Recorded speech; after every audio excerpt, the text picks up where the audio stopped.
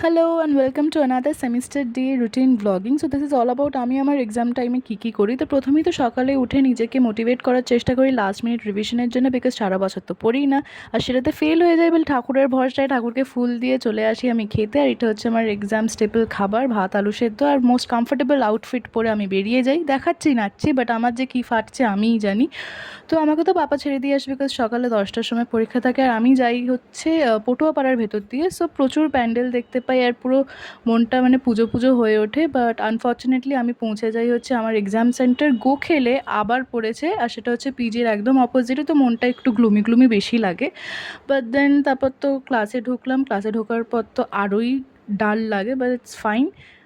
তো এক্সাম শেষ হয়ে যাওয়ার পর আরও এক্সস্টেড লাগে দেখতে। তো আমি বাড়ি ফেরার সময় তো মেট্রো নিই, আর মেট্রো নিয়ে ডিরেক্ট চলে আসি কালীঘাটে, অ্যান্ড দেন বাড়ি। আর এরকম করতে করতে একদিন আমার এক্সাম শেষ হয়ে গেল।